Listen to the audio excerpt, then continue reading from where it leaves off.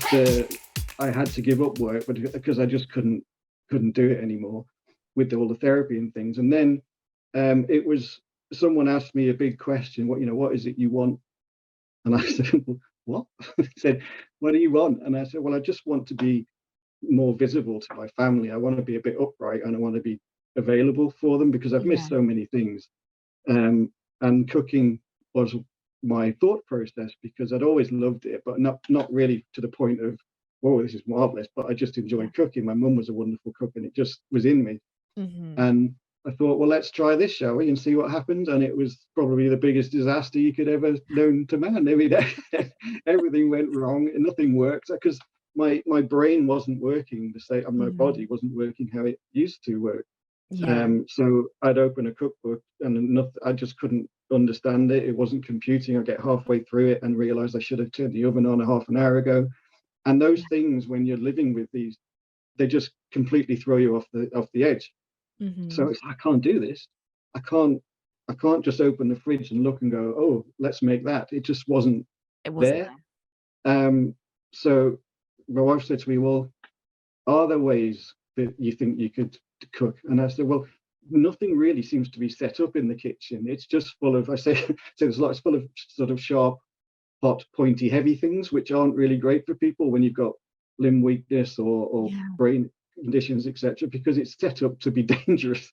Yeah. Um, and not many people can afford to have a really wonderful kitchen that's all sort of set up. So Yeah. it's like, well, there's just so many things, and it starts before you even get in the kitchen. You start to catastrophize everything about, oh no, it's going to go horribly wrong. I'm going to burn it. It's going to be a disaster. Yeah. And it was like, well, why don't you write a cookbook then? I was like, yeah, right, okay. And he Yeah. said, Good. no, Good write joke. one. And I said, all right. so so I had loads of sort of recipes and things that I'd done in the past, but I never really written them down. So I started writing them down, and when I wrote them down, I realized that they didn't look anything like a cookbook that I have. They were written in a way that was structured very differently, and it was like, because that's how I wanted to see it. And I thought, well, actually, this is quite different. And I felt so happy when I was first able to cook something, and it was nothing much. It was just something, and the fact, and my family were like, "Yay! Look what you've done!" And it was like, I don't know, that's amazing, and that flood of joyous sort of feelings, like, wow, maybe if it helped me, maybe it might help someone else. Yeah. So I took the book and I self-published it in the end because I couldn't find anyone who was sort of interested in it. I'm not a celebrity chef, um, Yeah. but I self-published the book Cookfulness, and it came out, and I thought, well, that's the end of that then. And Hmm. then all of a sudden, I was in BBC Good Food magazine in their Making a Difference section. It was like, wow, what's what? Yeah. and it just kept going, and it was just people asking to talk about the book and why was the book. And then it's like, yeah, I love talking about the book, but what am I going to do with this now? And Hmm. it was a thing called Footsteps Festival, who do an online sort of presence for people living with chronic pain. They said, will you do like a little cooking program for us? And I said, okay. Yeah. So I turned the book into something visible and real, and it was awful to start with. I was terrible. It was really, really bad because I didn't, I was very shy, very nervous. I didn't know what to do. But actually then people started saying, this is really helpful, thanks very much. And I thought, oh, okay, let's see if anyone else wants this. And it just Yeah. grew from there, that now the book sort of was the platform to now be doing cooking demonstrations and programs for charities and hospitals. And Yeah. last week I was doing one to the FND Hope community in America, Canada, and the UK, all online. And it's just Yeah. like, this is mad.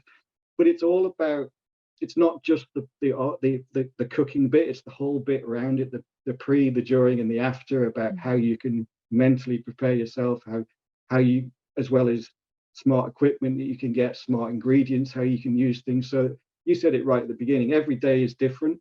Mhm. So what I can cook today, I probably can't do tomorrow. And Yeah. how can you? Is there a way to do that? So I've developed all these ways that hopefully will allow you to cook every single day. But how I cook it today could be very different to how I do it tomorrow. Mhm. But that's all great, and that's brilliant. And there's no shame in using things like frozen ingredients or tubes and paste and whatever. They're there for a very good reason, and they help you. So if they help you, use them. and Yeah. so now this whole thing of teaching people how to, not just how to cook, because people know that a lot of people know how to cook, they just don't know if they can cook, or Mm. they don't feel safe. And so it's just providing that whole program of thoughts about of packaged approach to say there's not one answer to this, there's quite Yeah. a few.